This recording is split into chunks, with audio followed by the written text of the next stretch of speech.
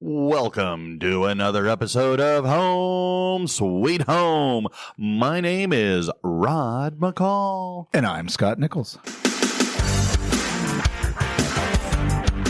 I think you and I have a lot of similarities in the music that we like to listen to, but who are some artists or groups that you like to listen to? So the most recent concert I went to was Eric Clapton. That was awesome. Okay. I like a lot of 80s bands. Okay. I do try to listen to some of the newer stuff because I teach high school.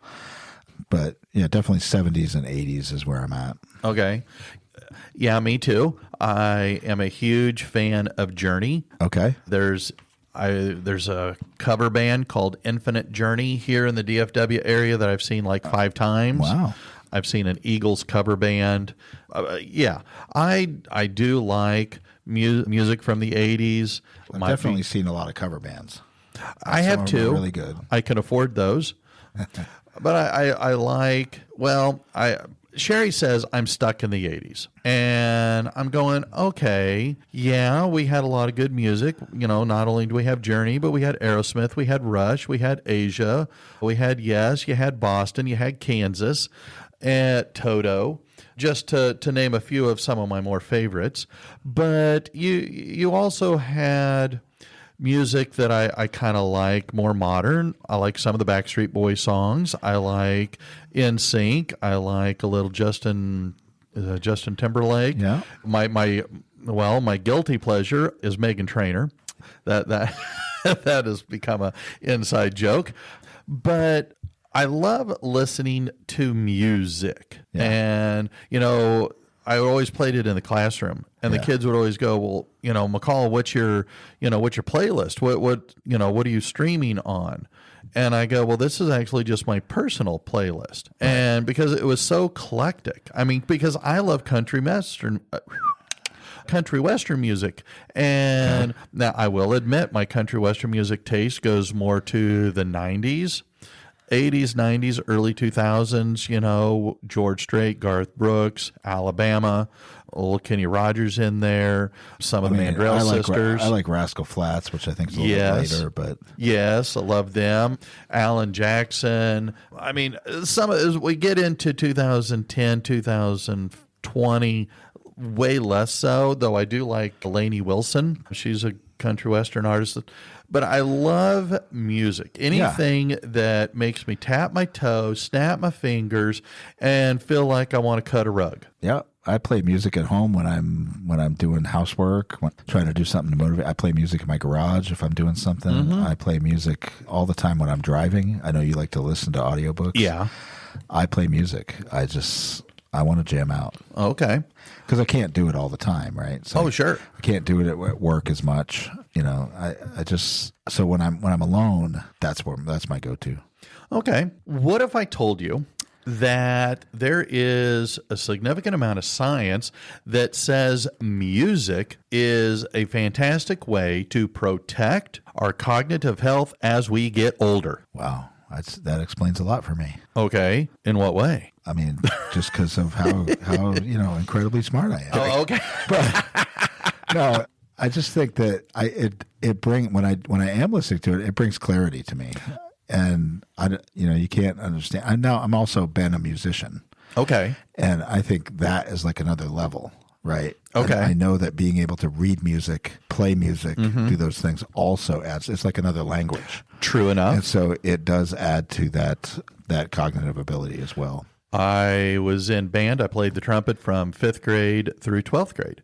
So, yeah, I too, and I think that's part of my love for music because I also love classical music. Sure. Because in band, we played a lot of classic old music, and I love listening to that too. Right. You really want to have fun.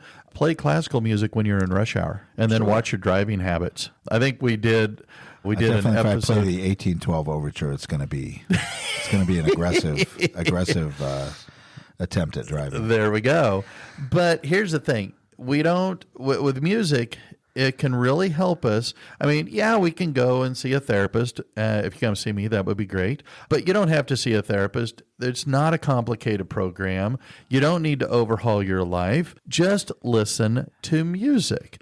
In fact, there was a research study I ran across that had over 10,000, almost 11,000 adults aged 70 and older, and they found that people who regularly listened to music had a 39% lower risk of developing dementia, and those who played an instrument saw an additional 35% reduced risk.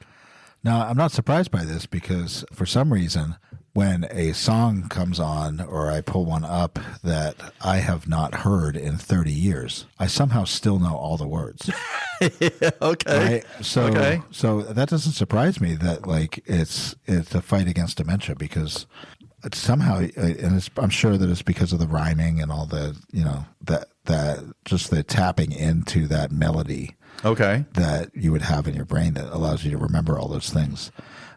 But it also, I think, brings back memories of events, times, things that you were doing, emotions. I mean, all kinds of stuff. That's great. And so I'm glad you mentioned that because in addition to some other results that came out of this study said that adults who regularly listen to music have a better memory, have sharper cognitive functions, and lower rates of cognitive decline overall. Wow. So I'm going. So if you're all right with this, I'd love to kind of share more about how music can help us as we age. Let's talk about it. All right. So like I said, just some basic research breakdown here.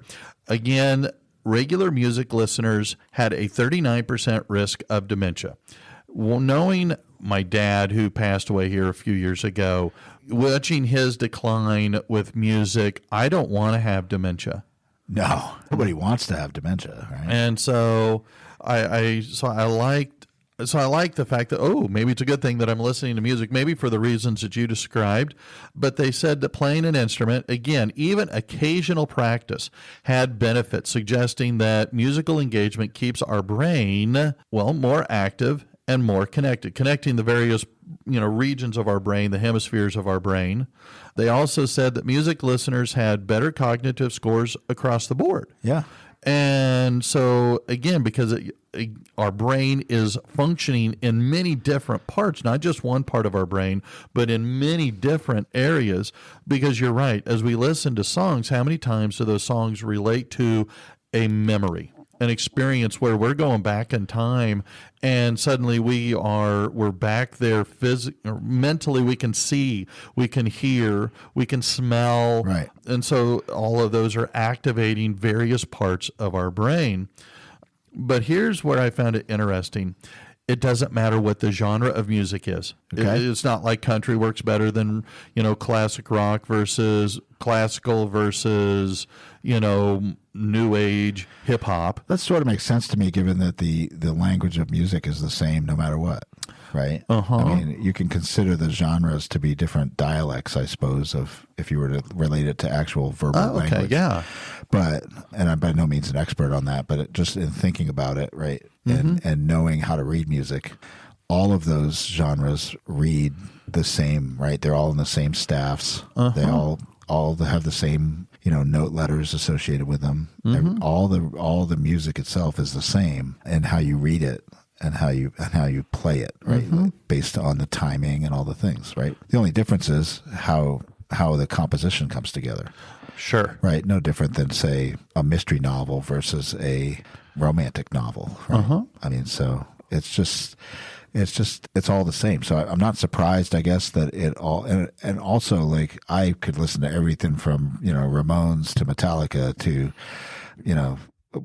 more folksy like Eric Clapton to Michael Jackson or Meghan Trainor or whatever, right? Because she will make you look. I mean, those are all very different, right? And classical could be thrown in there too. Like, I like it all. I just like it at different times. And that's what they're saying here. It doesn't, like I said, it's not as so much about the genre as it is about the frequency. Yeah. If you listen to music daily, that's the big kicker. Not what, but the how often. Right. And so they dove into, again, those are just kind of the overviews of their results. But what they were sharing is that music, as I shared before, activates many different parts of our brain at one time. Right. going back to what you shared about the memories. Yeah. And I have a lot of the songs that I have on my playlist have memories tied to them, which is why I like them. And there are some times where a song will come in and I automatically go to the movie that it came from. Right. Or an experience or whatever it might be.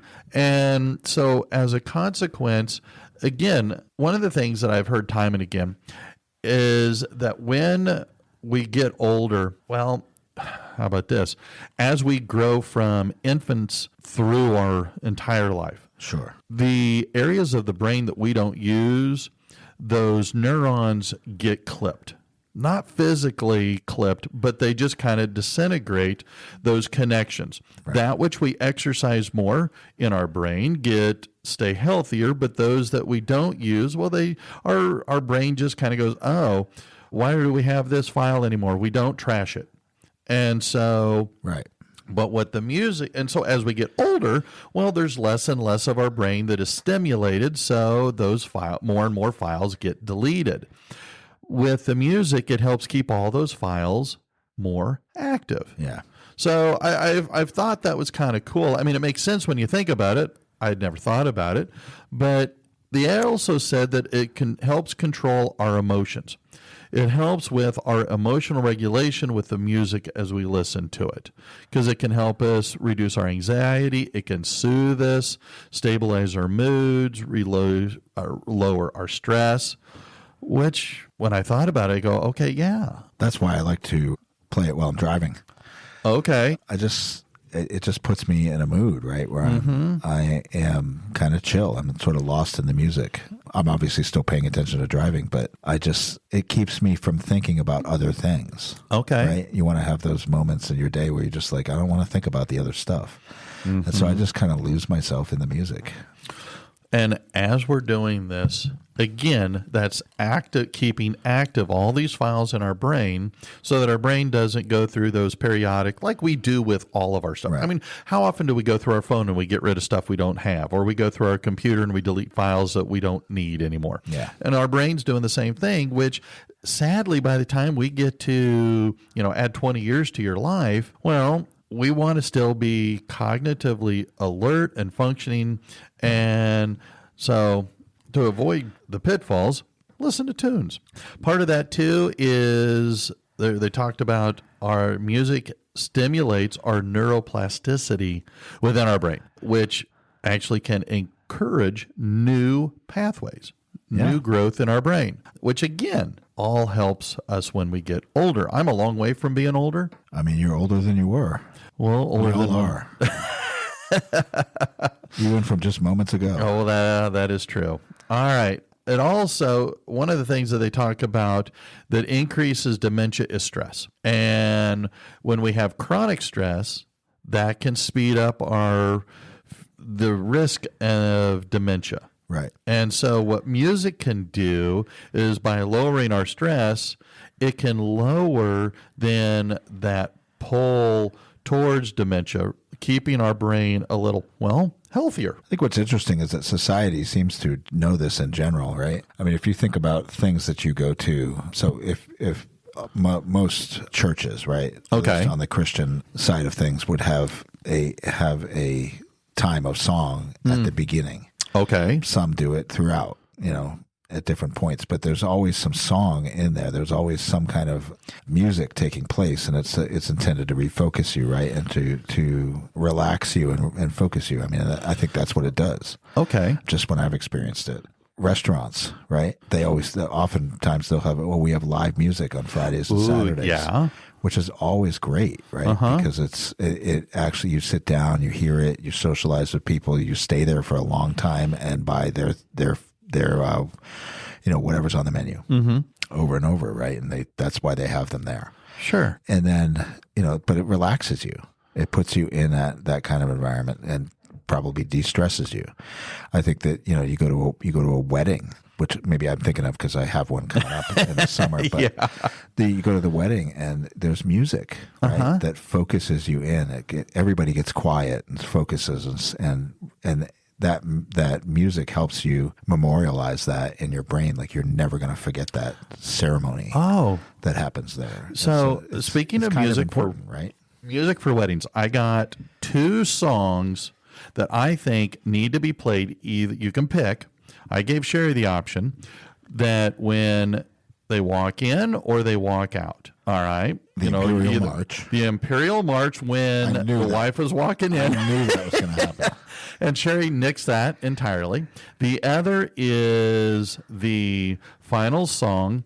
I forget what it's titled, but it is the final song at the end of Episode 4, Star Wars. Okay. And where Luke and Han and Chewie are walking up the aisle to Princess Leia and they're being awarded a medal, that should be then the song as the couple walks down the aisle after they've been married. Both of those songs, I think, should be traditional wedding songs. And I would say it should probably be the other way around. Let the celebratory song come in, and then once they're joined, then the the Imperial March going out. Okay.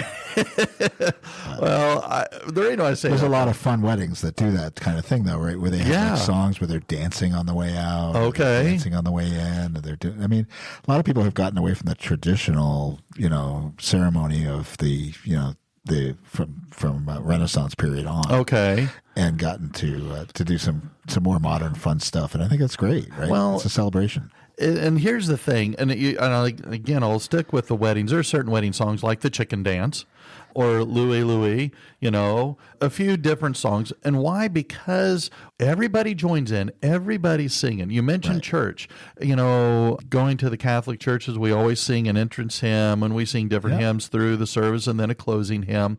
But we're all singing together, and what they're sharing and what the study indicated or shared was that by doing so, singing these songs together, whether spontaneously or organized, doesn't matter. But by singing, it addresses some of the loneliness we might feel to help us feel more connected, more together, which, believe it or not, as we get older, our circle of friends begins to decrease. Right. And the older we get, I know my mom, God bless her, she's 86 years old. She's at home on the family farm all by herself now that my dad is gone. And she's got some friends. She's got some church friends. She's got some neighbors. She's got my cousins that live nearby.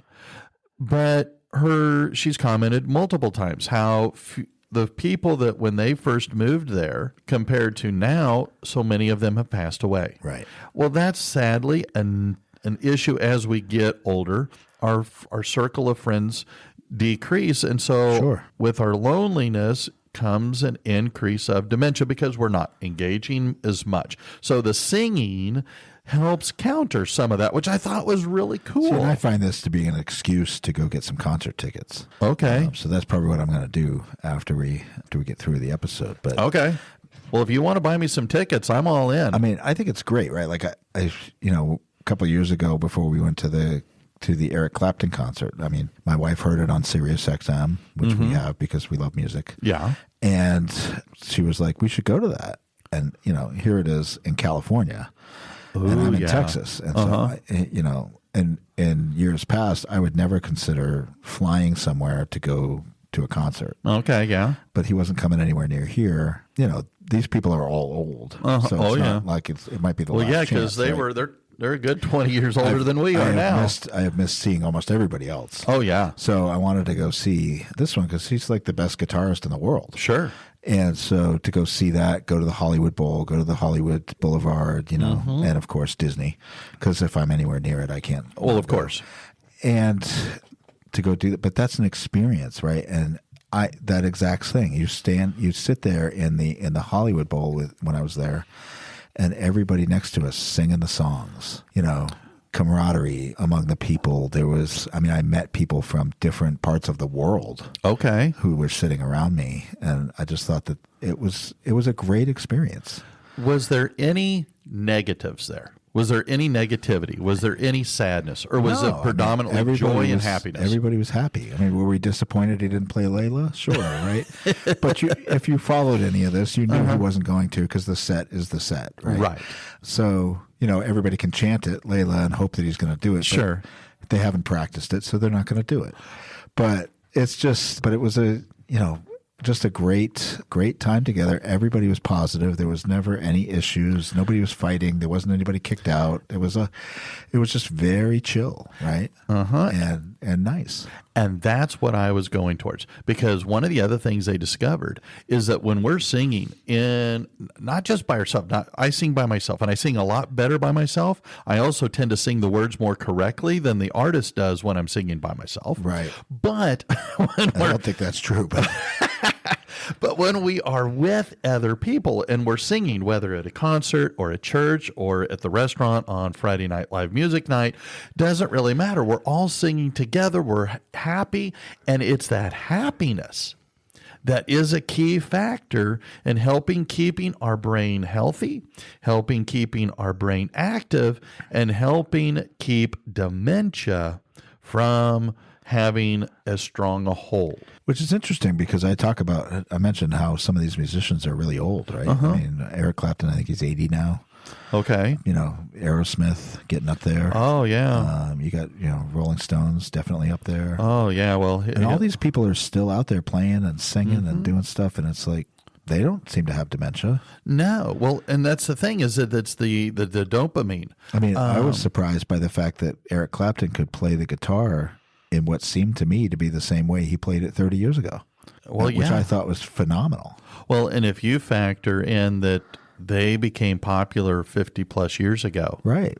But that's the point, is that happiness releases the dopamine, which influences the chemical pathways in our brain, which helps keep them motivated, keeps our attention going, so that way we can, stay alive more confidently, more healthily. But we talked about earlier, I mean, do you think that actually playing an instrument might even have a better effect? Well, that's what this study said, is that listening to music was a 39% had a 39% decrease in people who got dementia.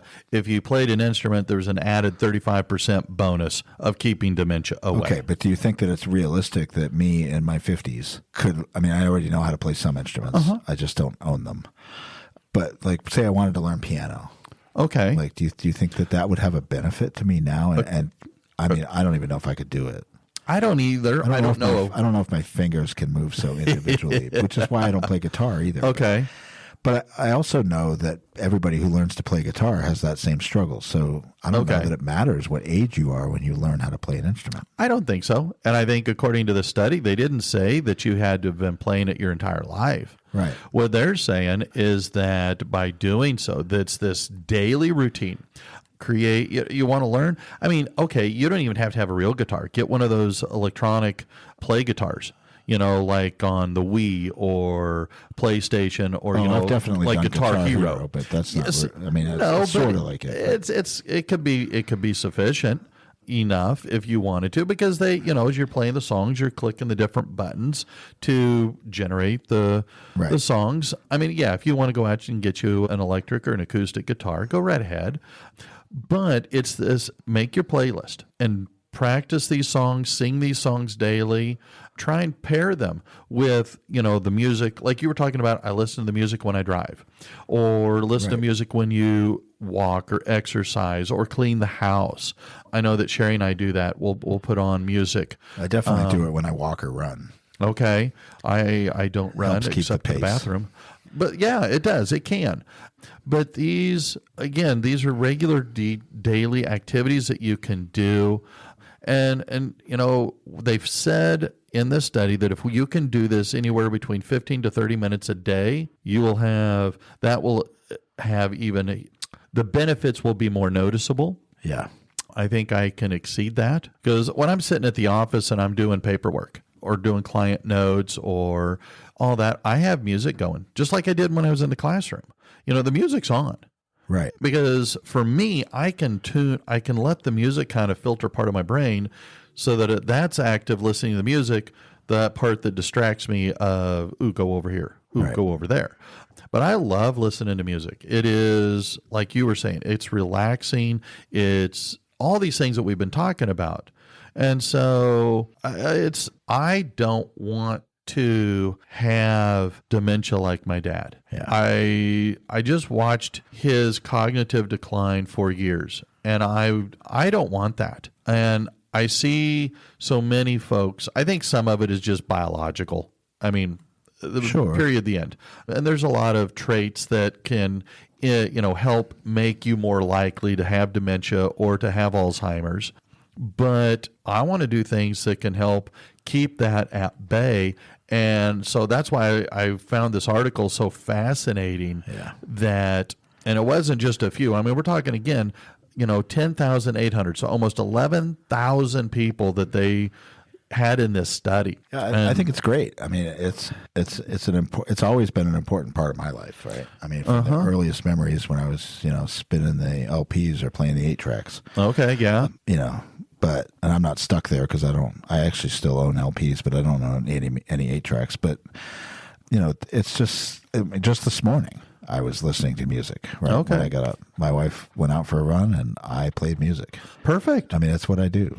Well, so I think sometimes she comes back and opens the door and there's like blaring music and she's like, what's going on? And I just pause it and I'm just like, this is just what I do when I'm on my own. It's what motivates me. Sure. Well, and there's different things you can do. I know my mom has joined the choir at church. Yeah. And so boom, there is part of this. You can join a community group. I know a lot of the communities around us have local bands. So they'll practice and they'll put on summer concerts, like weekly summer concerts from Memorial Day to Labor Day. And so I've always thought, man, I wonder if I ought to learn, get back into playing my trumpet again and join some of these groups. But even then, just small practice. You were talking about, can I start now? Yeah. I think you just like play your trumpet at home. Oh, yeah. Just like, and while instead of watching TV, just like get out and play the trumpet, right? Okay. I think everybody at home will love it. Oh, I think they would love it. The dogs would howl. I think it's great. Then I'm confident Sherry would be down for that. Well, odds are Maybe we can start with the Imperial March. Oh, this is awesome. I love music. I think this is a great thing, and we can just keep listening. Well, support those artists because it's an important part of life all the way around. Well, all the way back through history. Oh, amen. Amen. I mean, and I've always listened to music for entertainment, but now it is also, I like the idea that it is medicine for my brain. Yeah. And as I get older, slowly, gracefully, I'm trying, I want to, these things maybe hit a little closer to home than they might have 25, 30 years ago. Yeah. But and again, you don't have to have a background in music. You don't need expensive equipment. Nope. You just need to... Especially nowadays. Oh, no. I mean, crying out loud. I have it on my TV. I have it on my phone. You just got to have a willingness to hit the play button and enjoy. Yeah. So... All right. Well, I'm ready to listen to some tunes. Maybe we need to change our tune for our intro or conclusion.